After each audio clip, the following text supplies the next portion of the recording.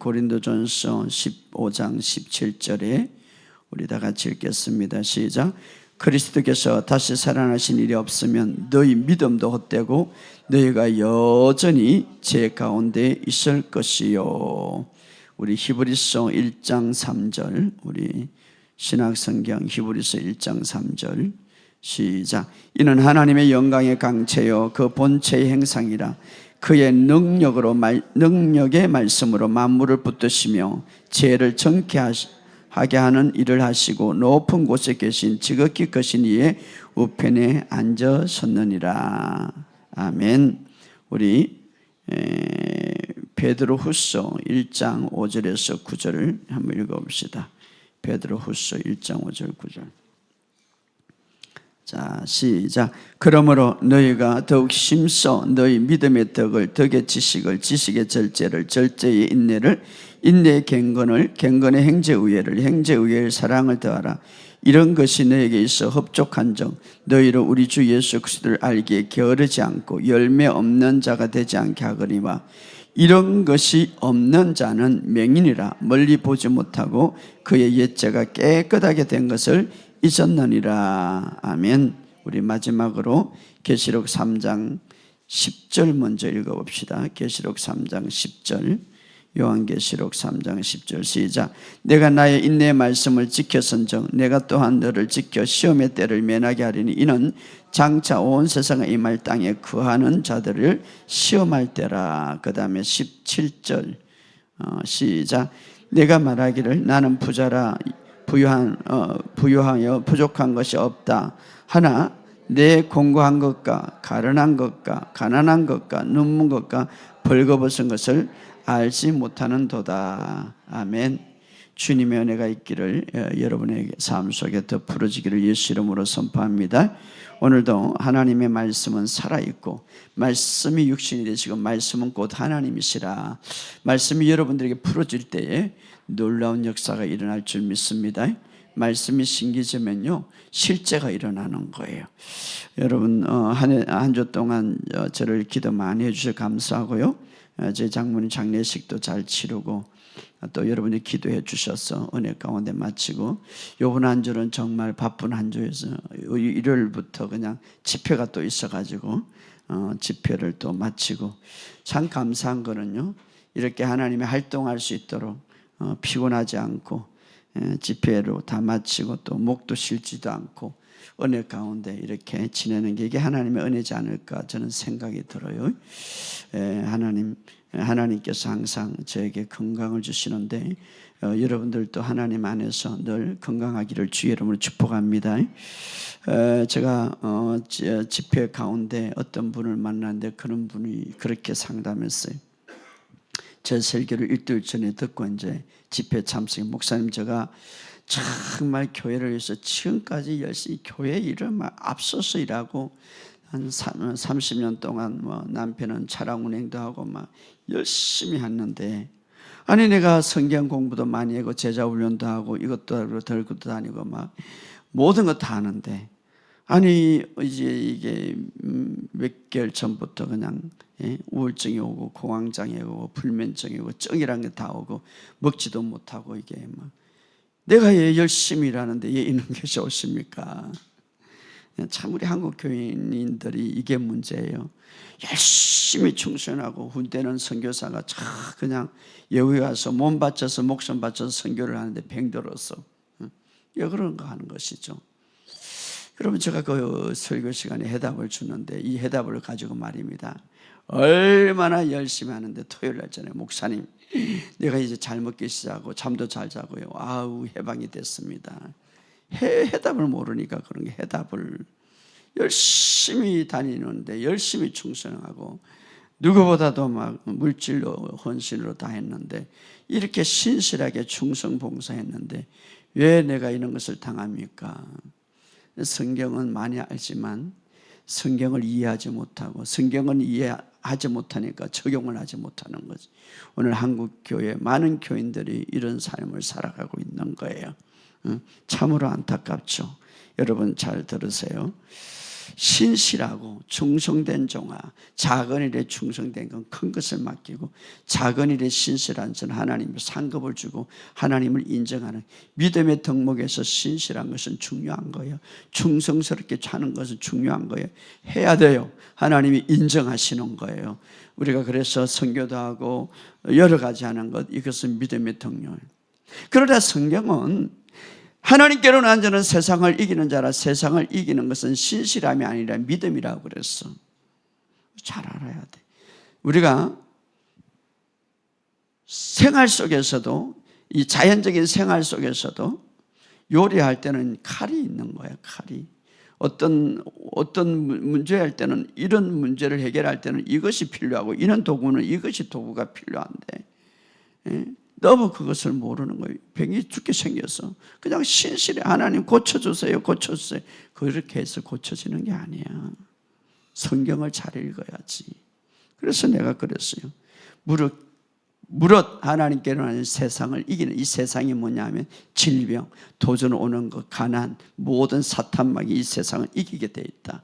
그런데 이 세상의 승리는 뭐냐? 신실함이 아니라, 소망이 아니라 믿음이다, 이 말이에요.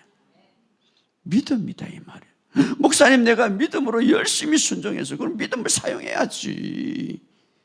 집에 좋은 칼이 있는데 뭐를 해야 되는데 사용하지 않으면 아무 소용이 없는 거예요. 내 안에 돈이 많이 있어. 이 돈을 사용해야 배가 고프면 사 먹어야지. 나는 부자야. 그렇게 하고 굶어 죽으면 어떡해? 아무 소용이 없는, 사용할 수 있어야지. 한국 교회가 그래요. 그래서 제 설교를 듣고 엊그제도 어떤 사람이 전화가 와서, 목사님, 내가요 죽으려고 하다가 목사님 설교를 일주일 전에 들었대. 듣고 이제는 해답이 올라왔다는 거예요. 해답이 없으면 좀 와가지고 설교도 듣고 이래야 되는데 방송만 물론 멀리 있었어요. 오늘도 보니까 울주에서 들어왔고 이 전국적으로 들어오는데, 아무튼 중요한 것은요, 믿음을 사용해야 돼요. 여러분, 우리가 성경을 바로 알아야 돼. 세상을 이기는 것은 신실함이 아니라, 세상을 이기는 것은 소망도 아니고, 세상을 이기는 것은 믿음이라, 이 말이에요. 그러면 믿음이 뭐고, 믿음을 어떻게 사용하는가 해야지. 믿음을 사용할 줄 알아야지. 에덴 동산에 이 하나님께서 그 멋진 에덴 동산을 다 만들어서 아담에게 이것을 다스리고 지키라. 그러면 다스리고 지키는 것은 하나님 아니라 아담이 해야 돼. 그런데 사탄이 들어와가지고 이것을 막 에덴 동산에 들어왔다는 자체가 문제잖아요. 어디 하나님이 만든 동산에 이 사탄이 들어서, 그러나 하나님을 알고 먼저 어떻습니까? 다스리고 지키는 권세를 주었죠. 지켜라, 이 말은 무언가 어떤 원수들이 올 수 있다면 지켜라, 이 말이에요. 그러면 누가 지켜야 됩니까? 아담이 지켜야 되는 거예요. 아담이 지켜야 되는, 내 마음을 지키라, 이거는 하나님이 지키는, 내가 지키라. 물을 지킬 만한 것보다 내 마음을 지키라. 하나님이 지키는 게 아니라 내 마음을 지키라. 내가 지켜야 되는, 원수들이 올 수 있다면 에덴 동산을 지키라는 말과 물을 지킬 만한 것보다 내 마음을 지키라는 동일한 거예요. 지키지 못해가지고 에덴 동산이 쫓겨났죠. 자, 하나님께서 주신 권세를 주었다. 무릇 세상을 이기는 것이라, 하나님께로 난 자마다 세상을 이기자는 믿음이라. 그래서 우리가 지금 계속해서 우리가 나눔을 하는데, 믿음에 대해서, 믿음은 무엇이고 믿음은 어떻게 사용하는가? 믿음을 사용해야 돼요. 믿음은 어떻게 사용합니까? 내가 믿는 것을 말함으로써. 할렐루야. 그래가지고 이 사람이 그때부터 막 싸움을 했어. 이 우울증은 떠나가라. 밥 못 먹게 하는 어둠에게 떠나가라. 잠 못 자게 하는 어둠에게 떠나가라. 영적인 문제니까. 막 그동안은 이제 이런 것을, 이런 원리를 모르니까 막 주님 앞에 기도만 하고 하다가 실패해가지고 막 떠나가라니까 거기서 해방이 된 거예요. 그래가지고 막 그렇게 외치니까요, 안에 있는 무가 나와가지고 온 전신에 막 붉은붉은한 게 막 간지러워 나가지고, 그게 목사님 이게 뭐예요? 독이 나오는 거지. 안에 있는 스트레스와 안에 있는 온 전신에 간지러워가지고 이제는 살았어요. 그 독이 안에 퍼지면 어땠어요? 질병이 되고 암이 되고 결국은 죽는 거야. 근데 신실했는데 왜 들어갔을까? 뭐가 열어줬겠죠. 근데 막 대적하라고, 믿음을 사용해라, 믿음을 역사해라, 이 산을 들어 바다에 던져라 명령하면 그대로 순종하리라. 이게 믿음이 사용하는 방법이고 어떤 환경에서 원리에서 나오는 방법이죠. 그러니까 막 하다가 어제 저녁에 목사님, 내가요 어제 저녁에 막 밤새도록 명령하고 선포했는데요, 몸속에 안에 있는 게 뭐가 빨간 점들이 막 온 전신에 나와가지고 내가 그래서 살았어. 이제는 그 독소들이 나와가지고 그 피부와 조직과 세포 속에 들어가면 어떻게 되겠어요? 그 스트레스와 그 모든 것들이. 그래가지고요, 목사님 이제 잘 먹고 잠을 잘 잡니다. 믿음을 사용하시기를 주의 이름으로 축복합니다. 그래서 모든 환난, 세상을 이기는 것은 질병과 환난과 고통, 믿음을 사용하라 이 말이에요. 그래서 우리가 이 말씀을 바로 하는 것이 얼마나, 그래서 진리를 알지니 진리가 너희를 자유케 하니, 진리를 바로 알아야 된다. 그러니까 우리가 성경을 많이 읽지만 성경을 이해하지 못해. 성경을 이해하지 못하니까 적용을 하지 못해. 여러분의 삶 속에 오늘도 정말 이 말씀을 통하여서 여러분의 삶 속에 회복이 있기를 주의 이름으로 축복합니다. 우리는 지금 아주 올해부터 굉장히 중요한 우리가 메시지를 여러분과 나눕니다. 지금은 어떤 시대인가 하면 주님이 그렇게 말합니다. 하루가 천년 같고 천년이 하루 같다. 자, 2000년 전을 지나갔어요. 2000년 전. 그래서 호세아 보면 셋째 날에 일으키리라, 마지막 날이죠. 우리는 지금 셋째 날, 둘째 날을 지나고 있고 셋째 날이에요. 자, 셋째 날 성경에 주로 보니까 예언적인 모든 메시지가 많이 있는데 창세기 1장 9절에서 13절에 보면 셋째 날에 처음이 언급됐는데 이제 셋째 날에 하나님께서 이제 명령하니까 물에서 마른 땅이 돋아나게 했고 거기에 각종 나무와 각종 열매들이 맺게 하였다. 그래서 하나님께서 이렇게 말합니다. 이제 땅은 풀을 메고 그리고 땅의 풀과 각종 종류, 씨 맺는 모든 종류 가지 열매들을 내라. 그러니까 막 솟아나는, 생명이 살아나는 역사가 일어나는, 이것이 뭡니까? 부활을 예표하는 그런 메시지도 되죠. 그래서 바로 이 셋째 날에 하나님께서 오늘 우리가 셋째 날을 살아가는 이 시대에 바로 하루가 천년 같고 천년이 하루 같다니. 자, 그래서 바로 오늘 2000년이 지나가는 이 시대에 주님이 이제 셋째 날 부활하심으로 바로 호세아는 셋째 날에 일으키리라 이렇게 말합니다. 오늘 이것은 바로 예언적인 메시지, 마지막 때 셋째 날. 오늘 이 셋째 날을 살아가는 이 시대에 하나님께서 우리에게 주시는 예언적인 메시지는 뭐냐? 부활의 능력과 풍성함을 더 풀어주겠다 이 말이에요. 할렐루야. 그래서 우리가 이 사실을 알고 오늘 우리가 이 마지막 때 가져야 할 중요한 메시지, 오늘 성경 전체를 통해서 여러분과 함께 나누고자 합니다. 이 마지막 때에 이 셋째 날에 우리가 가져야 할 중요한 핵심은 뭐냐? 첫째 우리가 가져야 할 것은 뭐냐면 그리스도 안에서 나는 완전히 어려워졌다는 사실을 굳게 붙잡으시기를 주의 이름으로 축복합니다.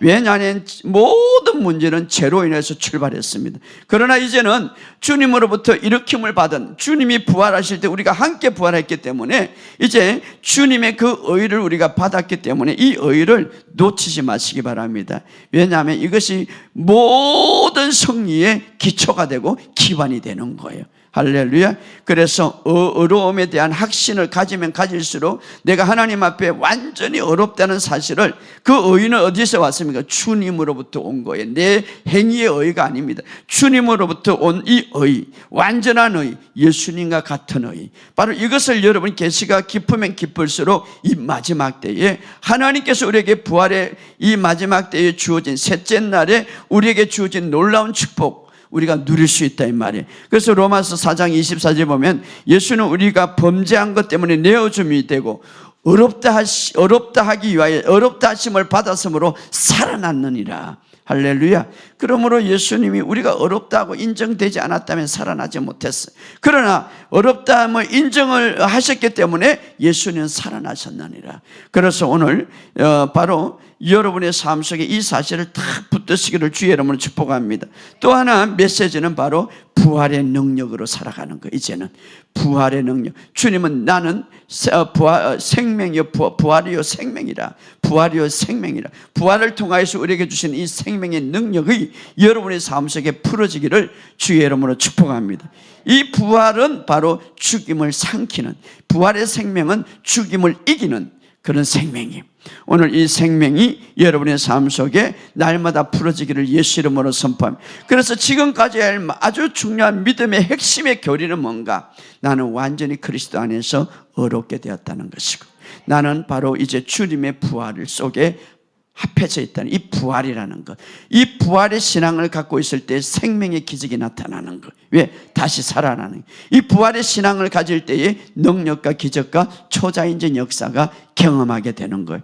사실은 바로 에덴 동산부터 마귀는 이 두 가지를 끊임없이 파괴하려고 하는 거예요. 왜? 이것이 바로 우리의 믿음에 굉장히 중요하기 때문에, 여러분, 이 두 가지의 에덴 동산부터 시작해서 이 두 가지의 믿음의 호력을 발휘하지 못하도록 끊임없이 공격해 왔습니다. 우리가 한번 볼까요? 에덴 동산에 하나님께서 선악을 알게 하는 나무도 만들었지만 생명나무와 각종 나무를 거기에 만들었죠. 그래서 바로 하나님은 인간이 선악을 아는 나무를 집중하지 말고 생명나무에 집중하고 그것을 먹고 살기를 원하고 그것으로 더불어서 풍성한 생명을 누리기를 원했습니다. 그러나 사탄은 어떻습니까? 그 생명나무에 집중하는 것보다 선악을 알게 하는 나무에 집중하게 만들죠. 그러니까 오늘도 마찬가지. 그래서 결국은 선악가라 이 말은 선과 악을 아는 나무, 다시 말해 인간이 도덕적인 삶을 말하죠. 도덕적인 삶. 도덕적인 삶 중요합니다. 도덕의 기준. 그런데 중요한 것은, 문제는 이게 뭡니까? 선악의 나무를 먹는다는 것은 하나님의 하나님의 완전한, 여러분, 인간의 도덕보다 더 위는 하나님의 의예요. 하나님의 의를 의존하는 것보다 바로 선악과를 먹었다는 것은 자기의 의를 세우기 위하여서 자기의 의를 세우기 위해서 노력하는 선택을 했다 이 말이에요. 그러니까 내가 이것을 먹는 애 하나님 나라, 하나님과 같이 되는, 이미 하나님 같은 존재였습니다. 그런데 자기의 노력으로 이제는 의를 세우려고 하는, 바로 선악과를 먹음으로써 바로 그것을 말하죠. 자신의 도덕과 윤리와 기준으로 뭔가 이루고 보려고 하는, 이것이 문제죠. 선악과. 그래서 바로 자기의 의를 세우는, 자기의 의를 떠서 하나님이 이미 주신 것을 누리는 것보다 자기의 의를 세우는, 자기의 행위를 통해서 뭔가, 이미 하나님은 다 이루어 줬어요. 이미 하나님은 완벽하게 심히 보시기에 좋았더래요. 완벽하다 이 말이에요. 그런데 자기의 의로 인하여서 뭔가 이루어 보려고, 그래서 선악을 먹었다는 것은 자기의 의를 세우기 위한 노력을 선택했다 이 말이에요. 자기의 의를 세우는 노력을 선택. 또 하나는 뭡니까? 이 생명나무는 바로 예수님의 생명을 열표한다면, 생명나무를 따먹지 않았다는 것은 바로 상실했다 이 말이에요. 생명나무 열매 먹는 것을 상실했다 이 말이에요. 이것은 뭡니까? 바로 결국은 사탄의 유혹 속에서 바로 하나님의 의와 하나님의 생명을 잃어버리게 했다 이 말이에요. 하나님의 생명, 오늘 부활의 생명을 잃게 했다. 이 사탄은요, 처음에 에덴 동산에서 이렇게 유혹했던 것들을 예수님의 시대에 오늘까지 마찬가지. 그래서 믿음을 잃어버리게 했단 말이에요. 자, 이것은 에덴 동산에서 사탄이 이렇게 공격했는데, 오늘 예수님의 당시도 동일하게 이것 가지고, 그러니까 사탄은 사실 무식해요, 여러분. 사실 사탄은 지혜롭지 못해요. 한번 공격했던 것들을 끝까지 그걸 갖고 오는 거예요. 그러니까 우리가 알 수가 있죠. 에덴 동산에 아담과 하와에게 공격했던 것을 끊임없이 예수님 사역 때 공격했고, 오늘도 마찬가지. 예수님의 사역 보시기 바랍니다. 유대인들 중에서 예수님의 사역에 끊임없이 예수님을 죽이고 예수님을 공격했던 두 분류가 있죠. 바로 바리새인과 사두개인들. 그들은요, 이 땅에 예수님이 사역하는 내내 사탄에 사용되어서 예수님을 공개해요. 여러분, 사탄에서 사용되면 정말 비참한 거예요. 기적도 볼 수가 없어요. 그들은 뭐 아무리 율법으로 아무리 도덕적으로 윤리죠. 여러분, 바리새인과 사두개인들의 그 도덕과 윤리는요, 인간이 따라갈 수 없는 거예요, 사실. 그런데 이들은 정말 뭐가 문제입니까? 하나님의 의의는 무시하고 자기 의의밖에 없어요. 자기 의의가 바로 하나님이시죠. 그래서 바로 바리새인들의 특징은 뭡니까? 율법과 율법주의에 사로잡힌 거예요. 이 율법과 율법주의에 사로잡혔다는 것은 자기 의에 완전히 사로잡힌 거예요. 그러니까 하나님의 의, 하나님이 주신 은혜의 의의 선물을 받아들이지 않는 거죠. 그래서 에덴 동산의 선악과를 알게 하는 나무를 선택한 것처럼 바로 예수님 당시에도 바로 사탄은 이 바리새인과 서기관들을 통하여서 어떻습니까? 자기 의에 사로잡힌 거예요. 자기 의. 그래서 자기 의를 확립하기 위해서 바쁘게 그냥 노력할 뿐에 다른 사람도 그렇게 만들죠. 다른 사람. 그래서 성경 오늘 로마서 10장 2절에서 3절에 바로 그들에게 이렇게 말하는 거잖아요. 서기관과 바리새인들에게. 다시 2절 3절 읽어봅시다. 다시 2절 시작. 내가 정언하노니 그들이 하나님께 열심히, 여러분, 그들의 열심은 못 따라가는 거예요. 그들의 열심. 있으나 올바른 지식에 따른 것이 아니라, 정말 하나님의 말씀에 따른 것이 아니라 하나님의 의를 모르고 자기 의를 세우려고 힘써 하나님의 의에 복종하지 않느니라. 결국은 그렇게 열심히 있는 것은 여러분, 우리가 주님 앞에 열심히 해야 돼요. 주님 앞에 우리가 충성해야 돼요. 충성된 자는 작은 것에 큰 것을 받는다. 이것은 신실한 거, 우리가 굉장히 중요한 거예요. 중요한 것은 자기 의를 세우려고 하는 거죠. 자기 의. 이것이 문제죠. 하나님이 주신 이미 축복이 있는데 말입니다. 그래서 우리가 하나님이 주신 의를 가지고 신실할 때 그 열매는 누구도 따라오지 못하는 거예요. 그 축복은 누구지 따라. 그러나 바리새인들은 뭡니까? 바로 자기 의를 세우려고 그 열심이 있으나 하나님의 의를 무시하고 자기 의를 세우려고, 자기 의를 세우려고. 이게 문제죠. 이게 문제. 그러니까 우리가 사탄은요, 그래, 열심히 해라, 열심히 충성해라. 그런데 예수님이 다 이루은 일은 그거 무시하고 네가 주인이 되라. 네가. 자, 이것은 굉장히 하나님의 일을 다 무시해버리는 거죠. 오늘 교회 안에 이것이 문제인 거예요. 그래서 바로 에덴 동산에도 이것을 공격한 거잖아요. 그는 하나님과 같은 존재였어요. 하나님이 다 이루었어요. 그런데 이거 다 먹어라. 인간의 노력을 통해서 하나님과 같이 되려고 하는, 이미 하나님과 같은 존재였어요. 이미 우리에게 준 것이 많아요. 그런데 자기 의를, 많은 사람이 왜 치유를 못 받습니까? 치유는 이미 하나님께서 완성했어. 자기의 행위를 통해서 치유를 받으니까 문제지.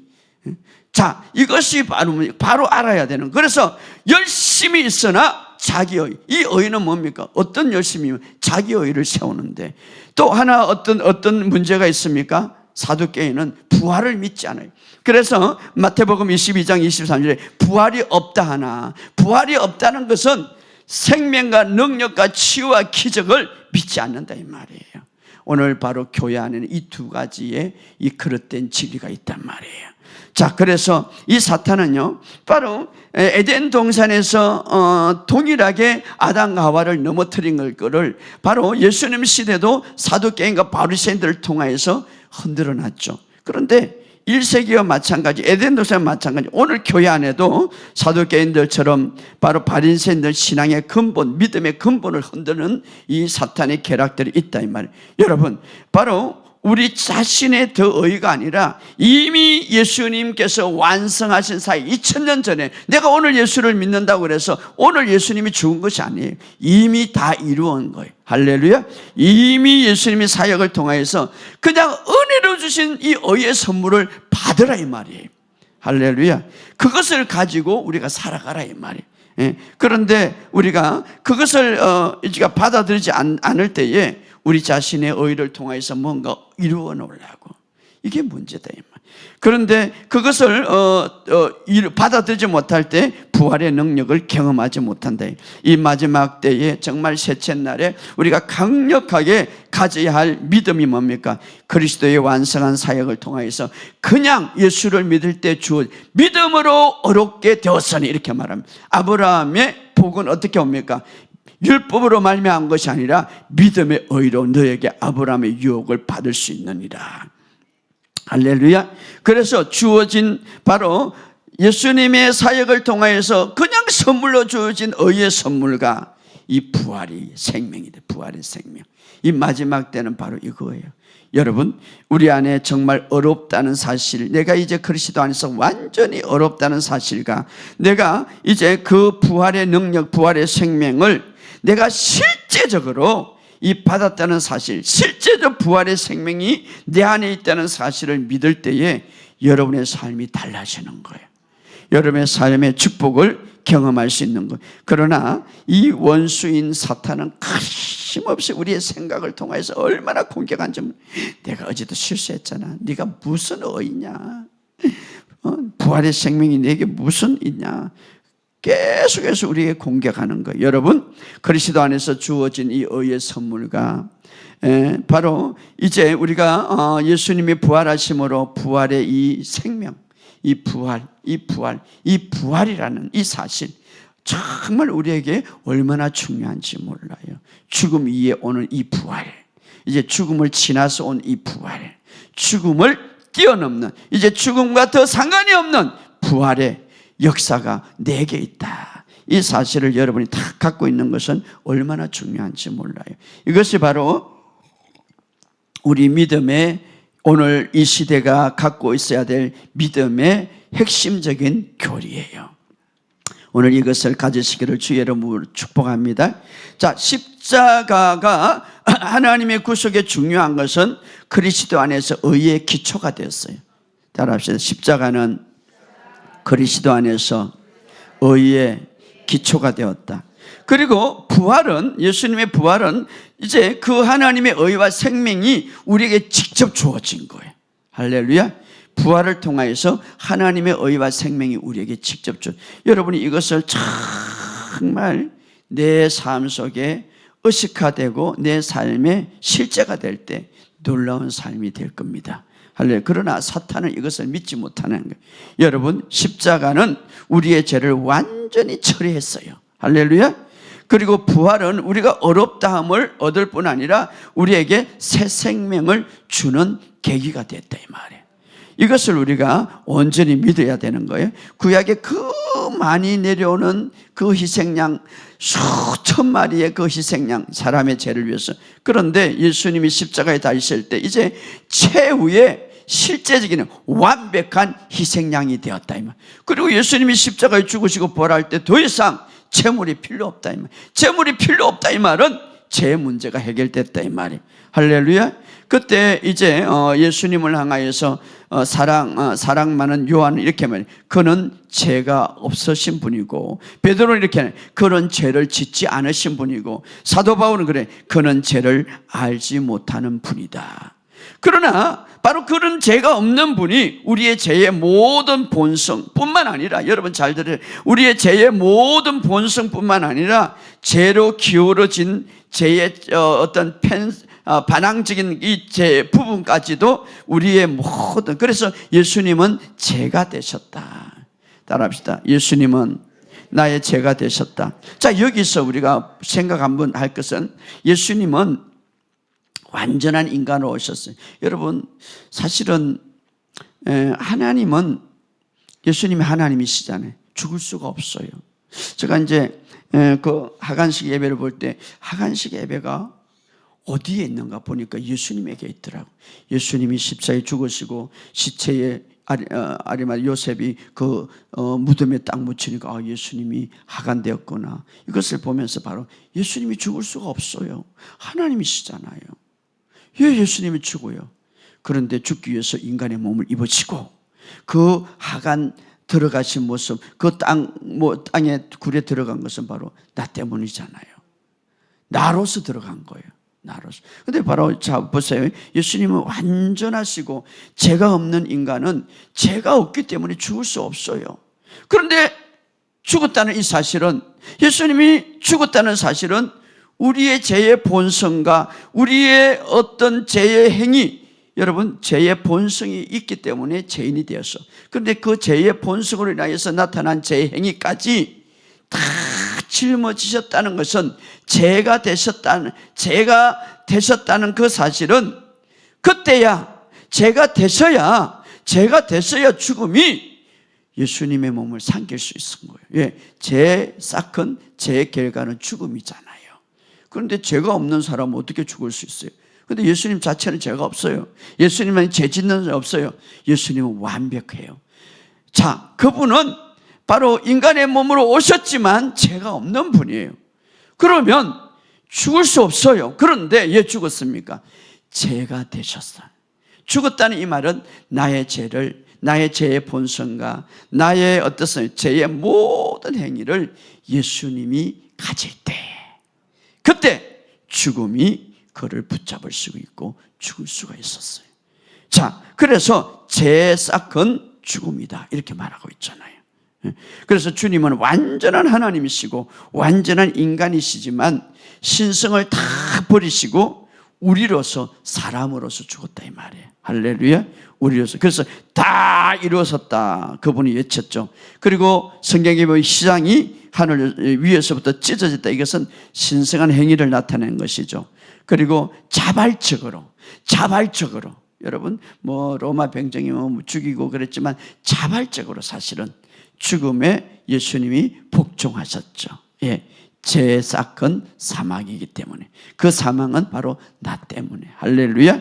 그래서 장사되시고 3일 만에 부활하셨어요. 그래서 성경은 이렇게 말합니다. 우리의 죄가 완전히 이제는 청산되었다. 그래서 고린도전서 15장 17절 다 찾아보세요. 고린도전서 15장 17절. 고린도전서 15장 17절 시작. 그리스도께서 다시 사신 일이 없으면 너희의 믿음도 헛되고 너희가 여전히 죄 가운데 있을 것. 만약에 예수님이 무덤 속에 있었다면 여전히 죄 가운데 있는데 예수님이 부활했기 때문에 우리가 죄 가운데 있어요, 없어요? 없다, 이 말이에요. 여기 보면 그리스도께서 다시 사신 일이 없다면 믿음도 헛것이고 죄 가운데 있는데 예수님이 살아났어요. 그러니까 예수님이 부활하심으로 너희 믿음은 진짜 믿음이고 죄 가운데 있지 않다. 그래서 우리가 이 사실, 그래서 이 부활은 이제 완전히 죄가 해결됐다는 보정승포예요. 자, 이것은 사실 그냥 일어난 것이 아니라 구약에 보면 그런 것이 있어요. 구약에 보면 속죄날이 있죠, 속죄날. 그래서 이 구약에 보면 구약에 5가지 제사가 있는데 이 제사는 다 예수님이 십자가에서 완성하셨는데 바로 속죄일이 있는데 특별히 속죄날은 유대인들 가운데 가장 거룩한 날에 완전히 죄가 씻어버린 날이죠. 그래서 매 1년대 한 대면 이스라엘이 그 나라의 모든 사람의 죄를 다 이제 씻기 위하여서 제물을 선택하는 거예요. 모든 날. 그러니까 이스라엘 전체죠. 이스라엘 나라 전체. 그리고 진행되는 동안에 이제 백성들이 다 보는 가운데서 대제사장이, 하나님이 이제 지명한 대제사장이 대표해서 희생제물에 딱 손을 얹는 거예요. 그리고 1년에 한 번씩 이제 속죄일이죠. 모든 백성의 죄를 그 속죄의 동물에게 다 옮기죠, 대제사장이. 그리고 이제 이 동물은 무슨 죄가 있습니까? 그래서 이 동물의 의는 사람 모든 이스라엘 백성이 다 옮겨지고, 그리고 모든 이스라엘 백성 전체의 죄가 이 동물에게 다 전가되는 거죠. 그리고 이 동물은 거기에서 죽는 거예요. 이것은 바로 장차 오실 예수님을 사실 예표하는 거죠. 동물은 완전하지 못하기 때문에 예수님이 우리의 죄를 담당하시고. 자, 그리고 나서 이제 죽이고 나서 어떻습니까? 이제 대접에다가 피를 딱 담죠. 그리고 대제사장은 성소를 지나서 지성소, 바로 지성소는 하나님의 임재의 장소, 언약궤가 있죠. 누구도 들어갈 수 없어요. 들어가면 즉각 죽음. 대제사장도 말입니다. 이제 딱 이 피를 가지고 가지만 제대로 준비하지 못하면 거기에서 즉각 죽어버려요. 조그마한 죄도 있어도. 그래서 그러면 시체를 잡아 끌 수 없으니까 이제 다리에다가 방울을 달아요. 그리고 줄을 묶여. 왜냐하면 소리가 나지 않으면 죽었다. 바깥에서는 사람들이 모르니까. 바로 그래서 아주 그 죄 앞에는 누구든지 설 수 없기 때문에.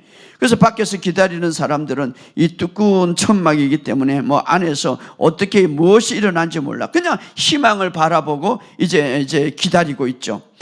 그래서 이제 속죄 날 그 앞에 이제 그 언약궤 7분의 피를 뿌리고, 그리고 이제 나왔을 때에 이 대제사장이 나왔을 때 비로소 이제 모든 이스라엘 백성들이 무엇을 하냐? 내 죄가 완전히 용서받았다, 이렇게 알게 되는 거예요. 완전히 바로 지성소에서 나왔을 때 회장에 바로 이것은 바로 예수님에게 일어난 사건이에요. 이것은 하나의 바로 어떤 대제사장의 일은 예수님이 우리의 만물 대제사장이 되셔서 부활 아침에 마치 대제사장이 이제 지성소에 들어가서 이제 모든 것을 끝나고 그 성막으로 나올 때에 이제 이스라엘 백성들이 모두 그것을 볼 때에 내 죄가 깨끗하게 치유받았다 안심하고 이제 축복을 받고 돌아가는 거죠. 근데 이것은 바로 예수님이 부활하신 죽음에서 바로 부활의 무덤에서 나올 때에 마치 정소에서 대제사장이 나온 것과 마찬가지다 이 말. 그래서 예수님의 부활을 통하여서 이제 모든 죄가 청산되었다 이 말. 이것은 바로 이미 인류의 죄가 청산되었다 이 말이에요. 할렐루야. 인류의 죄가 청산되었다. 그래서 이 부활은 하나님의 완전한 용서가 이루어졌다는 보정승포예요. 할렐루야. 그래서 바로 그 구약은 뭐 해마다 드려야 돼. 해마다 짐승의 피는 암절면 1년에 한 번씩 해마다. 그러나 예수님의 피는 어떻습니까?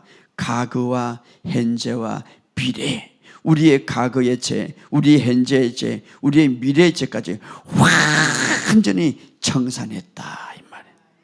이 예수님의 피를 작게 보지 마시기 바랍니다. 부활을 통하여서 핵심. 그래서 끝났다 이렇게. 그리고 이제 또 하나는 대제사장이 희생에서 나올 때에 죄뿐만 아니라 이제는 하나님의 죄가 청산되었고 우리가 이제 깨끗하게 되었기 때문에 무엇을 기대할 수 있습니까? 하나님의 축복을 기대할 수 있는 것. 이스라엘 백성들의 하나님의 보호와 은혜와 축복을 기대할 수 있는 것. 자, 이것이 바로 히브리서 1장 3절에 기록하고 있는데 바로 이는 말이시죠.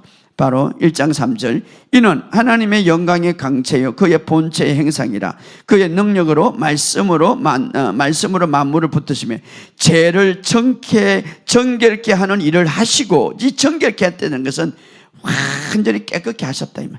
죄를 깨끗게 하시고 높은 곳에 계신 지극히 크신 이의 우편에 앉으셨느니라. 이 말은 죄를 완전히 죄의 문제, 예수님이 오신 목적 보면 죄의 문제를 완전히 해결하시고 하나님 우편에 앉아 있다는 말은 예수님의 오신 목적을 완전히 끝냈다 이 말이에요. 할렐루야. 만약에 어떤 우리 인간의 죄 한 점이라도 남겨놨다면 하나님 우편에 앉아 있을 수가 없어요. 앉아 있을 수. 왜? 죄의 문제를 해결하기 왔기 때문에. 그게 0.002%라도 문제가 남겨놨다면 예수님이 하나님 우편에 앉아 있을 수가 없단 말이에요. 다 이루었다 이 말은 하나님의 목적을 다 성취했다 이 말이에요. 할렐루야. 이 앉았다 이 말은 구속의 목적을 완성시켰다 이 말이에요. 할렐루야.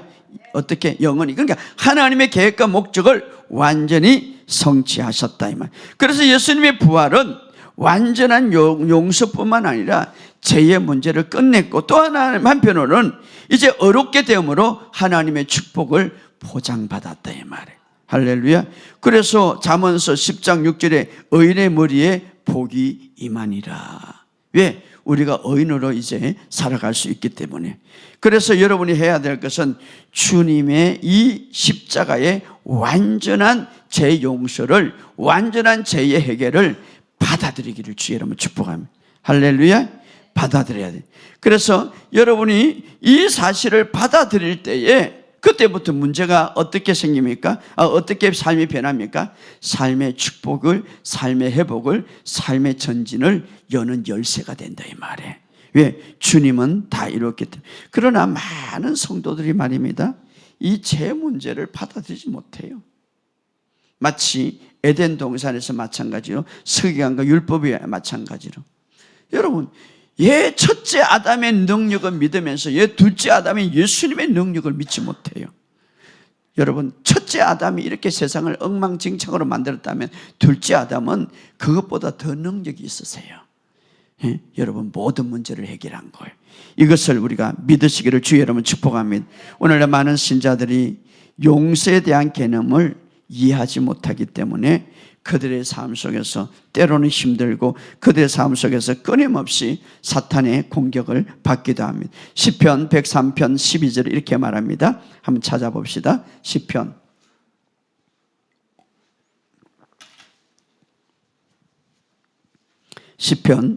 103편 12절에 시작. 동이 서에서 먼 것 같이 우리의 죄가를 우리에게 멀리 옮기셨도다. 할렐루야.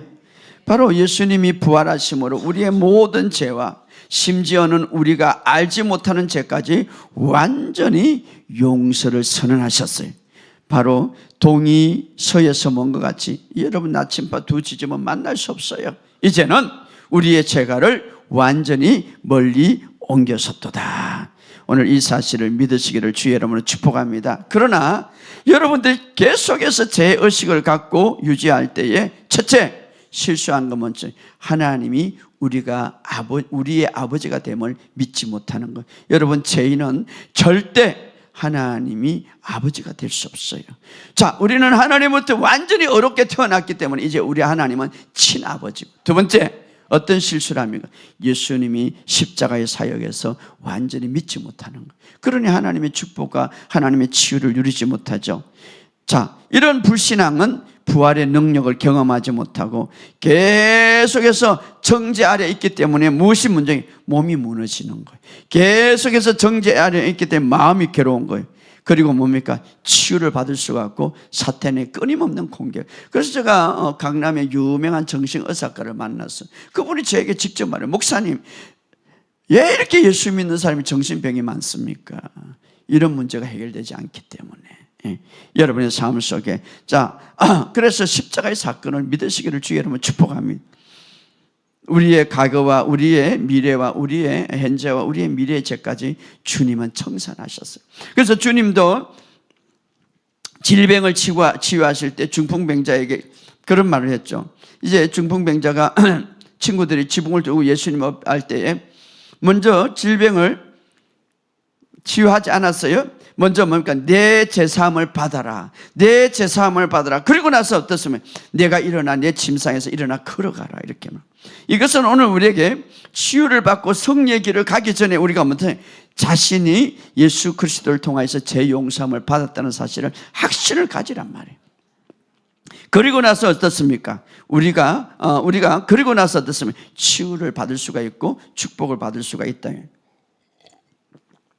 축복을 받을 수가 있다. 자, 그런데 여기서 이제 어떤 반응, 그런 분이 있어요. 그렇다면 목사님, 완전한 죄 용서를 믿는다면 그러면은 계속 죄를 짓는 그런 마음을 계속 죄를 지을 수 있도록 그것이 곧 허용해 줄 수가 있지 않습니까?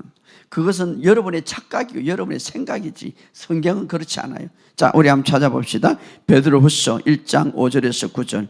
놀라운 것을 우리에게 보여주고 있죠. 자, 이것을 믿고 제 용서함을 믿음에 믿을수록 무엇이 생기냐면 믿음이 생겨. 제 용서를 믿음에 믿을수록 어떻습니까? 갱건의 덕목을 더 우리가 이루어나갈 수 있어. 자, 5절, 6절, 7절 읽어 시작. 그러므로 너희가 더욱 힘써 너희 믿음의 덕을, 덕의 지식을, 지식의 절제를, 절제의 인내를, 인내의 갱건을, 갱건의 행제 우애를, 행제 우애를, 사랑을 더하라. 이런 것이 너희에게 있어 흡족한즉 너희로 우리 주 예수 그리스도를 알기에 게으르지 않고 열매 없는 자가 되지 않게 하거니와. 이런 것이 없는 자는, 자, 이런 어떤 믿음의 갱건의 덕목이 없는 자는 두 가지. 첫째, 맹인이라 멀리 보지 못하고, 두 번째 옛죄가 깨끗하게 된 것을 잊었느니라. 자, 베드로는 뭐라고 말합니까? 여러 가지 덕과 지식과 경계가 믿음을, 놀라운 그 믿음의 어떤 진리를 열거하고 있습니다. 그런데 우리는 이렇게 말하죠. 교회에서 이게 덕이 좀 부족하고 지식이 부족하고 인내가 부족하고, 그래서 내가 노력해서 이것을 좀 만들어야 되겠다. 근데 성경은 그렇게 안 씁니다. 이런 것이, 9절에 다시 읽어보시죠. 시작. 이런 것이 없는 자는 맹인이라 멀리 보지 못하고 그의 옛죄가 깨끗하게 된 것을 잊었느니라. 자, 이런 것이 없는 자, 이런 것이 없는 자, 자, 이런 어떤 덕목이 없는 자는 무엇을 잊어버렸다고요? 옛죄가 깨끗하게 된 것을 잊어버렸느니라.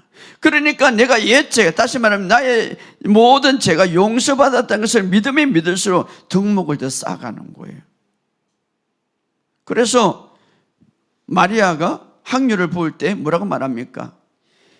이 향유를 부은 것은 자신의 죄가 많이 용서받았다는 것을 알기 때문에 나를 더 사랑한다 이 말이에요. 내 죄가 완전히 청산됐다는 사실을 믿으면 믿을수록 주님을 더 사랑한다 이 말이에요. 그러니까 여기 보면은 우리는 그러죠. 내가 열심히 노력해서 내 노력을 해갖고 이걸 세워야지. 물론 그럴 수도 있지만, 그러나 성경적인 방법이 아니라 이런 것이 없는 자는 뭡니까? 이런 어떤 경건의 성품이 없는 자는 옛죄가 깨끗하게 된 것을 잊어버렸다 이 말이에요. 다 반대로 하면 내가 완전히 용서받았다는 것을 알면 알수록 무엇이 풀어집니까? 경건의 성품이 풀어지는 거예요. 할렐루야.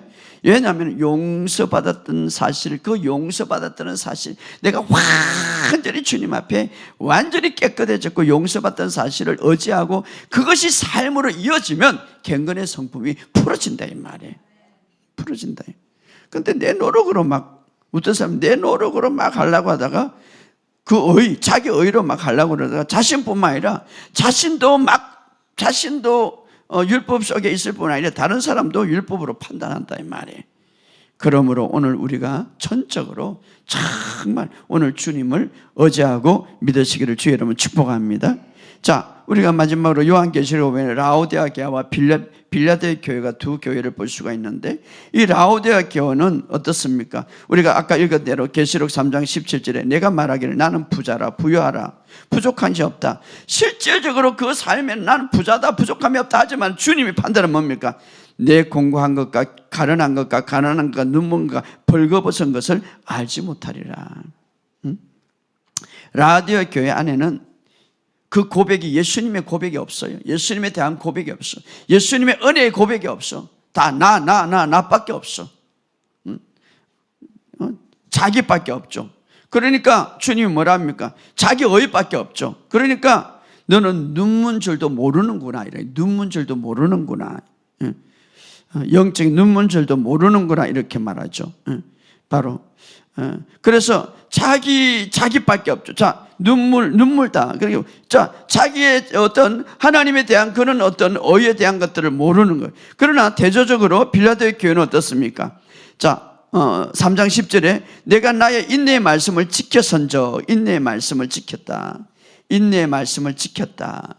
바로 하나님의 말씀을 붙잡고 바로 아는 사람, 빌라델. 그래서 바로 그는 어떻습니까? 인내의 말씀 속에서 시험대를 면하고 장차 온 세상에 임할 그 시험대를 참고, 그래서 빌라델 교회가 하나님 앞에 칭찬을 받고 하나님 앞에 인정을 받았죠. 자, 마태복음 18장에 보면 예수님께서 직접 우리에게 용서에 대해서 가리키고 있는데, 우리가 잘 아는 어떤 왕이 있었는데 이 종이 와서 엄청나게 빚을 짓는데 갚을 길이 없었어. 엄청나게. 그래서 종이 갚을 길이 없어서 막 살려달라고 그러니까 이 왕이 어떻습니까? 완전히 청산해 주었어요.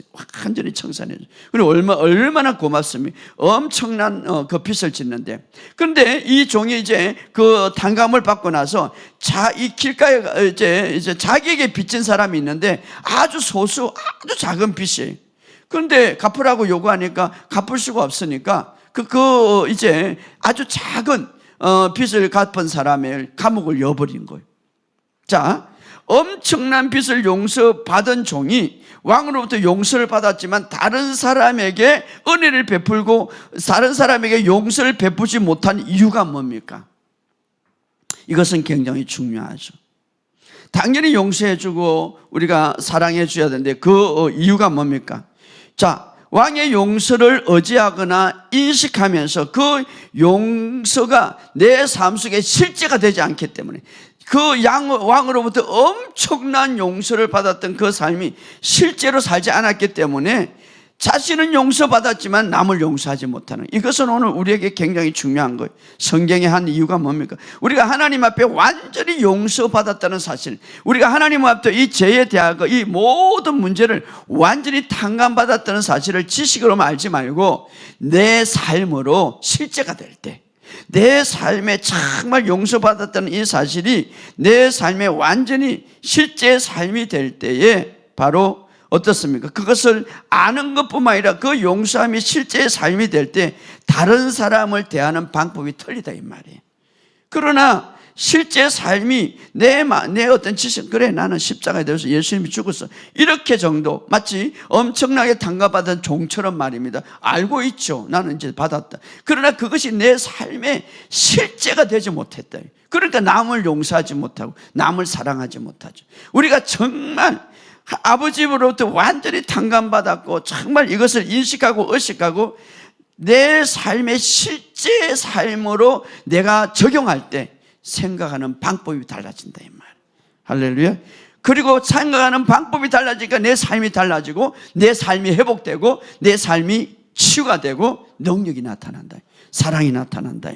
그래서 에베소서 보면 너희는 서로 친절하고 다감다정하고 용서하고 하나님이 한 것처럼 너희도 그렇게 하라. 자, 우리가 그리스도의 완전한 용서를 의지할 때 자연스럽게 우리가 그리스도의 완전한 그 용서가 내 삶에 정말 실제가 될 때 실제적으로 내 삶이 첫째로 변하게 되겠죠. 정말 기쁘죠. 정말 행복하죠. 능력이 나타나죠. 우울증 떠나가게 되는 거예요. 모든 것 떠나가요. 그리고 다른 사람도 어떻습니까? 용서하게 되는 것이죠. 예, 우리가 무엇을 이제는 얻으려고 행하는 율법적인 사고방식, 나의 의가 아니라 이미 내가 용서받았고 이미 내가 치유받았고 이미 내가 복받았다는 사실을 알고 있기 때문에. 할렐루야. 오늘 우리는 이제 이 주님은 2000년에 다 이루어놨습니다. 선택은 여러분이, 내가 라오디아 교회처럼 살아갈 것입니다.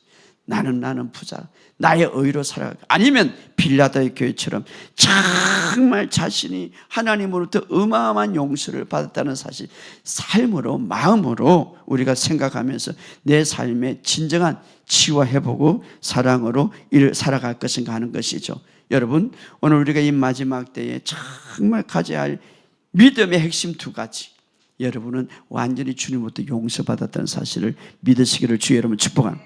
그리고 부활하심으로 이제는 완전히 주님의 의, 주님이 갖고 있는 그 의를 내가 받았고 부활의 생명을 내가 받았다는 사실을 믿으시기를 주의 여러분 축복합니다. 이 두 가지의 믿음의 핵심이 내가 서일 때에 주님의 예비한 놀라운 축복을 우리가 살아갈 수가 있고, 이미 주님은 목적을 다 이루었습니다. 이제 그것을 누리는 것은 우리예요. 오늘 여러분의 삶에서 그래서 성령님이 오셨죠. 오늘 이 사실을 믿고 여러분 하나님 보시기에 정말 여러분은 어렵고 하나님 보시기에 이제 하나님의 생명이 있기 때문에 여러분은 이 사실을 믿고 내 마음의 실제가 되기를 주의 여러분을 축복합니다. 그럴 때 여러분의 삶 속에 놀라운 삶의 기적을 보게 될 것을 믿습니다. 우리가 이 말씀을 생각해 다 같이 한번 통성으로 기도합시다. 오늘 기도할 때에 정말 이 마지막 때 우리가 가져 에덴 동산에서 사탄이 유혹했던 것 동일한 그 유혹의 모습을 가지고 예수님의 시대도 가져왔고 오늘 현 시대도 끊임없이 우리의 생각과 우리의 상상을 가지고 끊임없이 다가오는데, 오늘 주님께서 이미 다 이루는 이 사실을 믿고 우리가 날마다 승리할 수 있도록 나는 완전한 의와 부활의 생명을 가지고 이제는 능력과 기적으로 살아가는 삶이 될 수 있도록 여러분 우리 주여 한번 해서 기도합시다. 주여, 아버지 하나님 은혜와 사랑을 감사합니다. 오늘 우리의 모든 삶에 있어서